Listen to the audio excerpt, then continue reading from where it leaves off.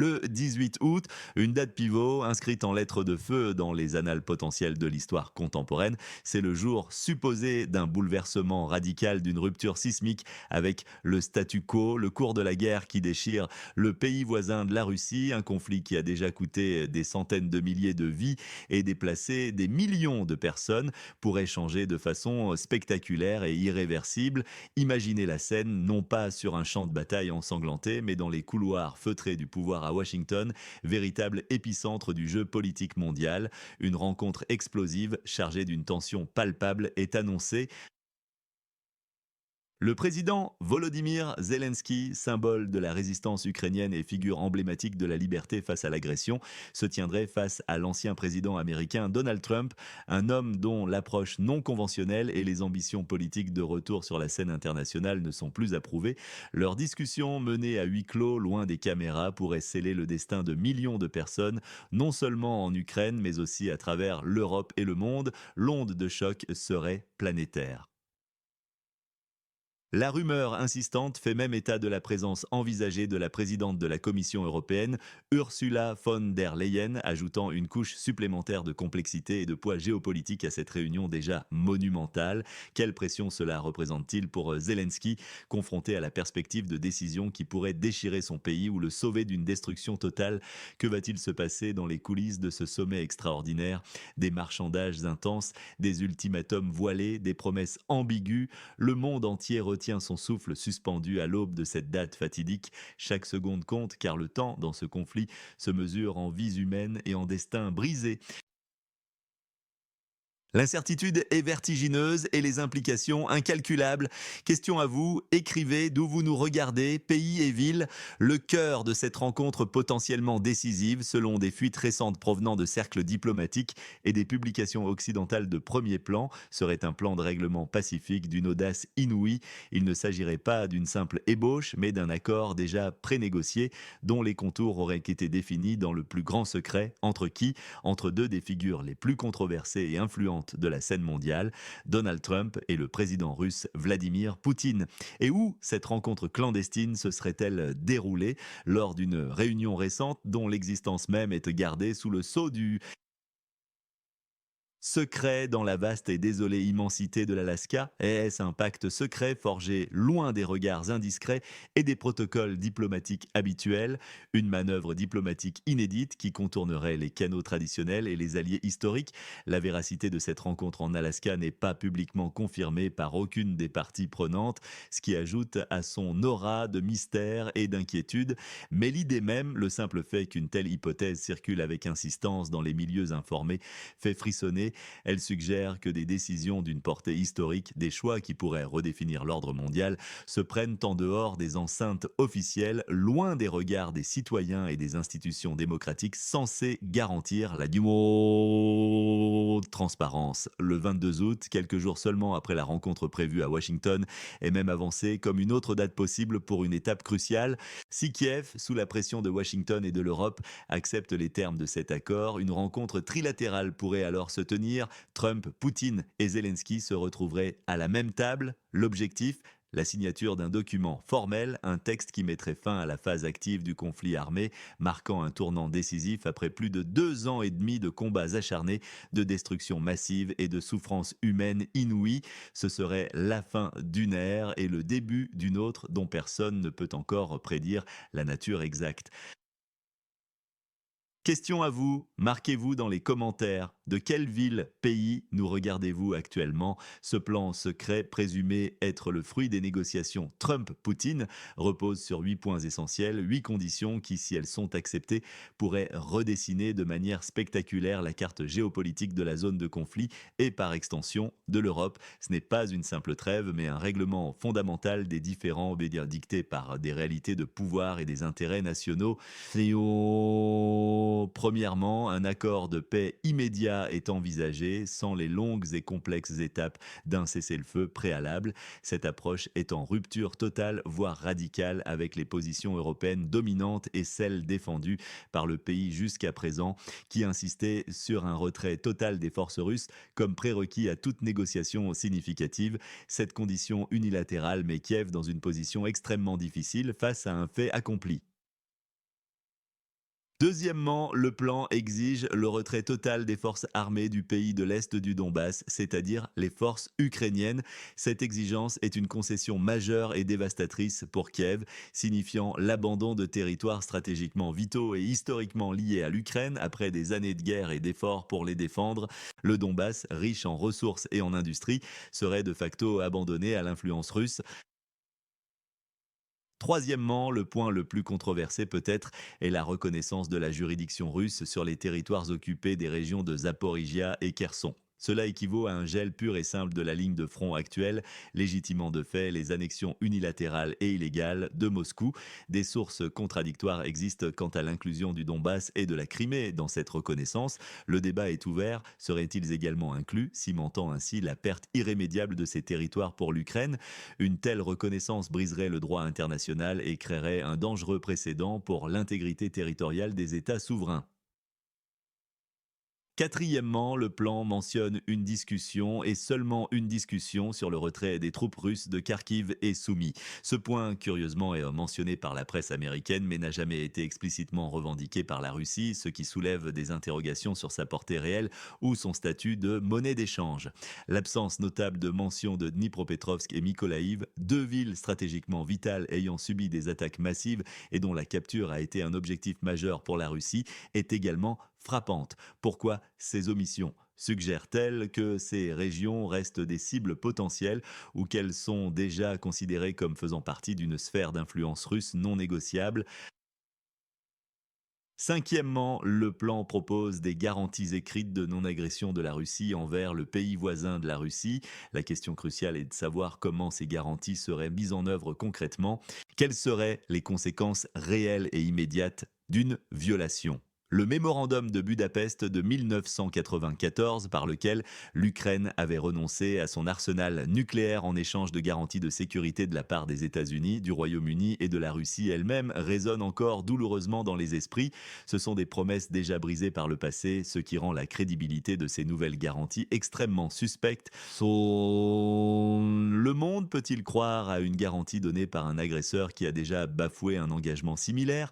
Sixièmement, le plan insiste sur l'octroi d'un statut officiel pour la langue russe.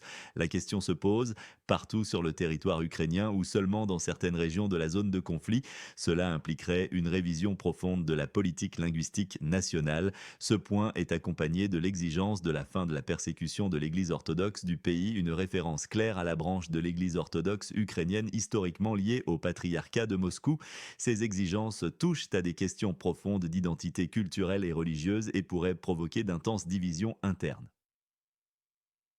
Septièmement, et c'est un point capital pour l'avenir sécuritaire de l'Ukraine, les garanties de sécurité offertes sont drastiquement limitées. Trump exclut catégoriquement l'adhésion de l'Ukraine à l'OTAN, mettant fin à un pilier fondamental de la politique étrangère ukrainienne. Il exclut également l'application des obligations collectives de l'article 5 de l'OTAN qui stipule qu'une attaque contre un membre est une attaque contre tous. Enfin, et c'est une ligne rouge pour beaucoup, il exclut la présence de troupes américaines sur le territoire ukrainien pour garantir sa sécurité. L'idée avancée est celle de garanties individuelles offertes par des pays spécifiques et non par des alliances, ce qui fragiliserait considérablement la position de l'Ukraine. Poutine aurait même mentionné la Chine comme contre-garant, ce qui conférerait à Pékin un rôle croissant et potentiellement décisif dans la diplomatie mondiale et la sécurité européenne, modifiant les équilibres de pouvoir globaux de manière imprévisible. Huitièmement, et c'est un point crucial pour Moscou, le plan prévoit la levée partielle des sanctions occidentales contre la Russie. Cela permettrait à la Russie de respirer économiquement et de démontrer des résultats tangibles à son élite et à sa population, renforçant la légitimité interne de son régime. Ce plan, dans son ensemble, est un prix élevé à payer pour l'Ukraine, une série de concessions douloureuses qui remettent en question sa souveraineté, son intégrité territoriale et son orientation géopolitique. Mais face à cela, quel est le prix du sang? Combien de vies doivent encore être sacrifiées avant d'accepter une paix, même amère? Cette question morale plane sur toutes les décisions à venir. Quel événement dans la région du nord de la mer Noire est sous-estimé par les médias? Nommez-le et expliquez pourquoi. L'événement sous-estimé est la dégradation écologique massive de la mer d'Azov et du littoral de la mer Noire due aux bombardements, aux opérations militaires et aux destructions d'infrastructures. Cela inclut la pollution par les munitions, les produits chimiques, les débris et l'impact sur la biodiversité marine et les pêcheries, avec des conséquences à long terme pour la santé humaine et l'économie locale qui sont rarement abordées avec l'urgence qu'elles méritent, éclipsées par les aspects militaire du conflit. Volodymyr Zelensky est le réceptacle de ces propositions explosives, un fardeau d'une ampleur presque insoutenable.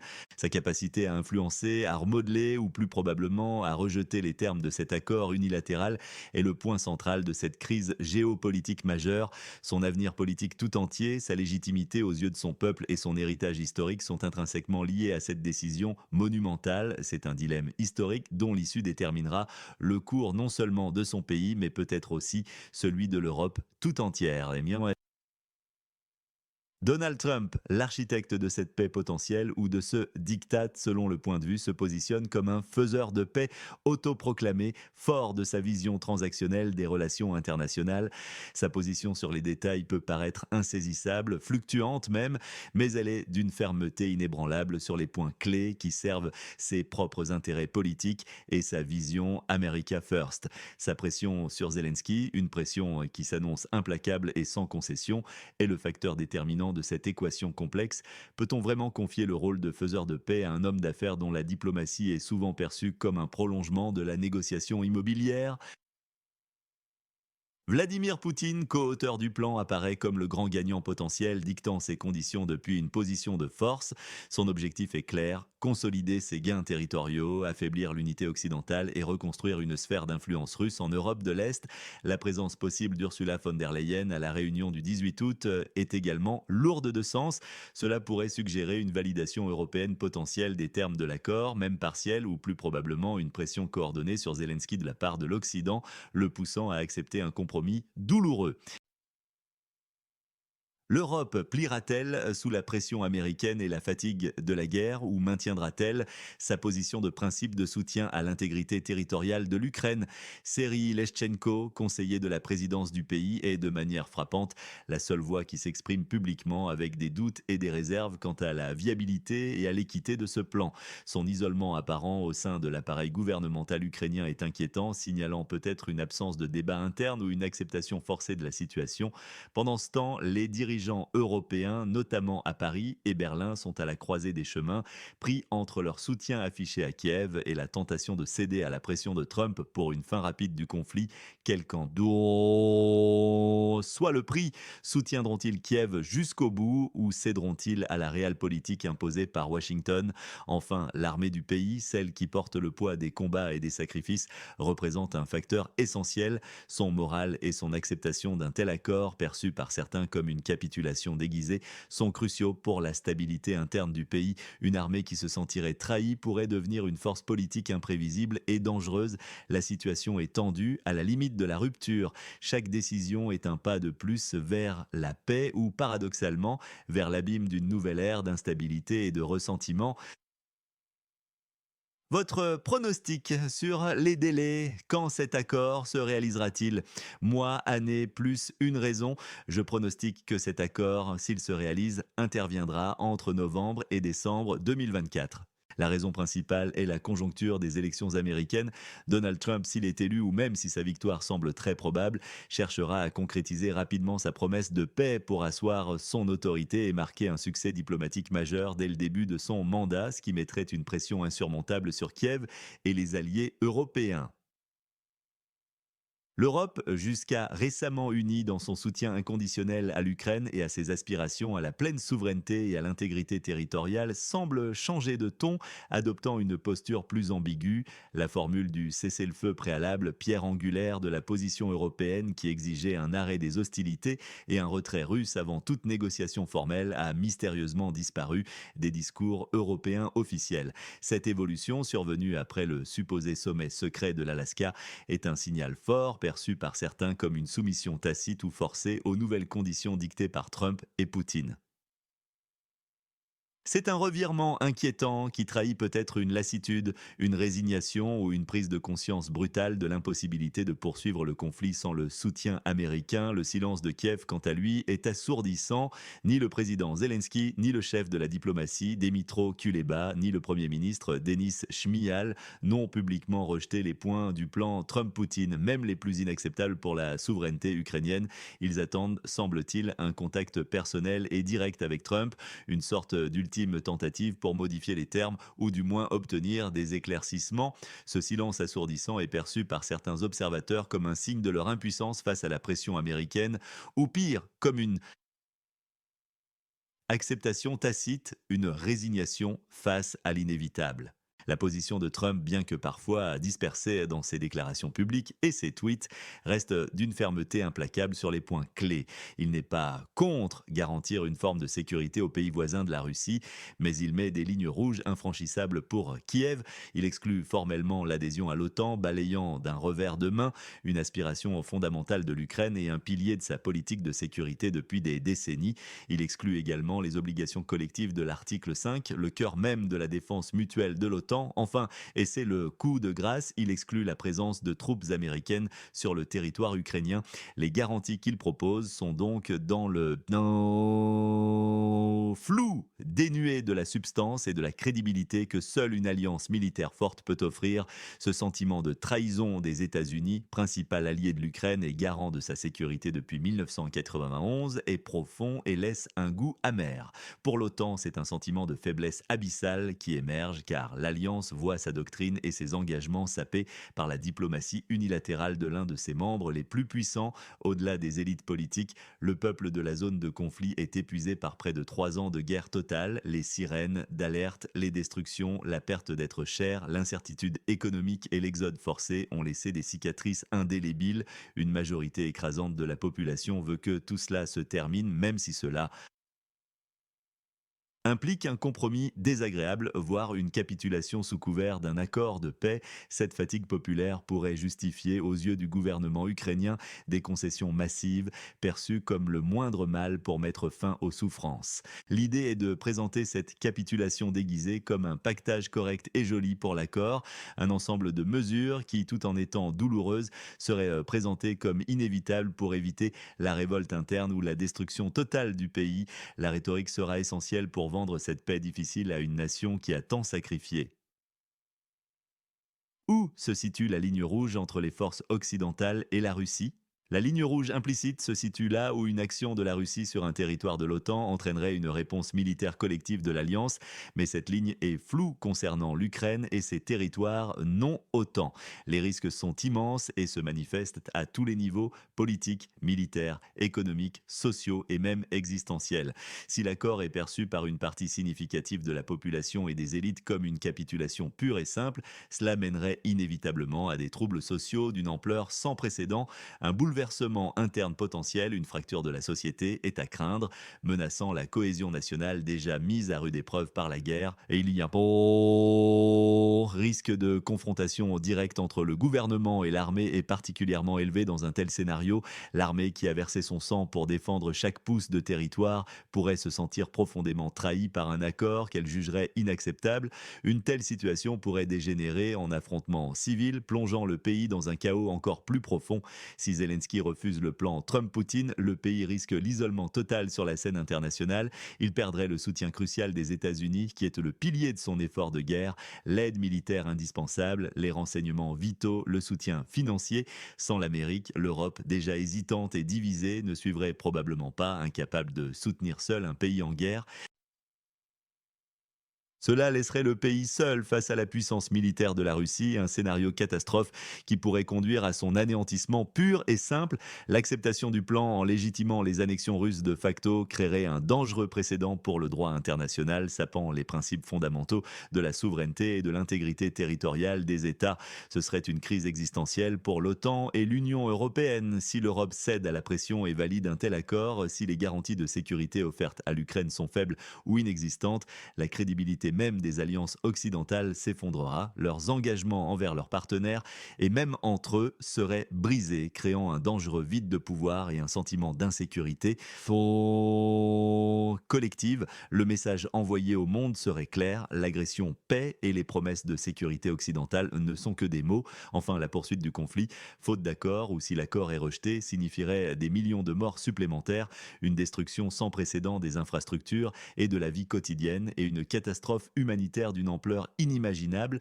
Cet appel à la peur, si puissant et si difficile à ignorer, est un argument de poids qui pèsera lourdement dans la balance des décisions. Le choix est entre une paix amère et une guerre sans fin avec toutes ses horreurs. Question à vous, où nous regardez-vous en ce moment? Écrivez la ville et le pays. Quatre scénarios principaux se dessinent, chacun avec ses conséquences dramatiques et ses implications géopolitiques profondes. Premièrement, le scénario de paix dicté par Trump. Dans cette configuration, Zelensky, face à une pression internationale insurmontable et à l'épuisement de son propre peuple, accepte les termes du plan, la guerre active s'arrête, les bombardements cessent et un calme précaire s'installe sur les lignes de front.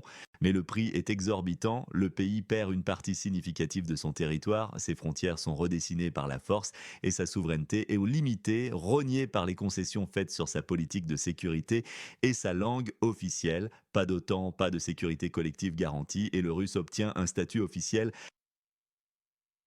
contraignant. Ouais, c'est un sacrifice douloureux, un compromis amer pour éviter le chaos total et l'anéantissement de l'État. Le peuple ukrainien se retrouve déchiré entre le soulagement de la fin des combats et la douleur de la perte. Deuxièmement, le scénario d'isolement. Zelensky, mu par sa conviction de défendre l'intégrité territoriale et la souveraineté de son pays coûte que coûte, refuse catégoriquement les termes de l'accord proposé. En réponse, Trump met à exécution ses menaces et coupe unilatéralement toute aide militaire, financière et de renseignement aux États-Unis.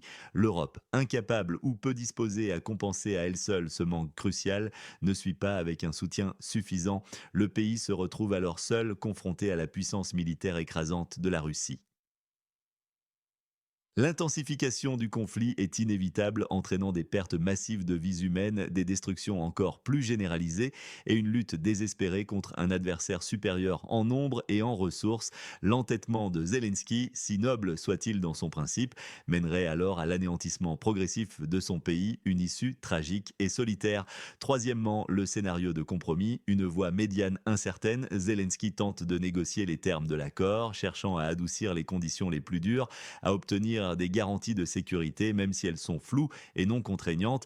Il parvient à arracher quelques concessions marginales, mais l'essentiel demeure, pas d'adhésion à l'OTAN, pas de troupes américaines.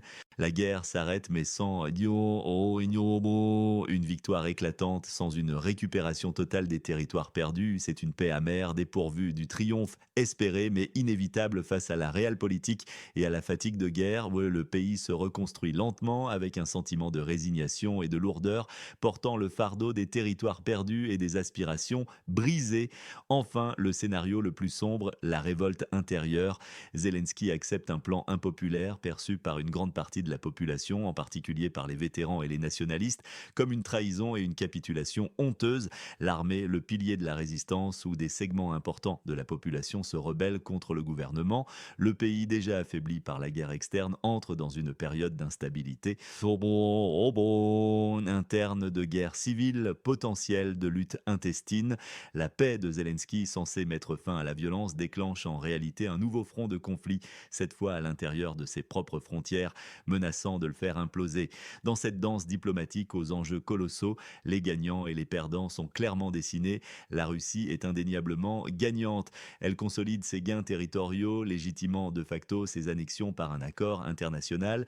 Les sanctions occidentales, qui ont lourdement pesé sur son économie, sont partiellement levées, lui offrant un répit bienvenu. L'Occident apparaît affaibli et divisé, incapable de maintenir un front uni.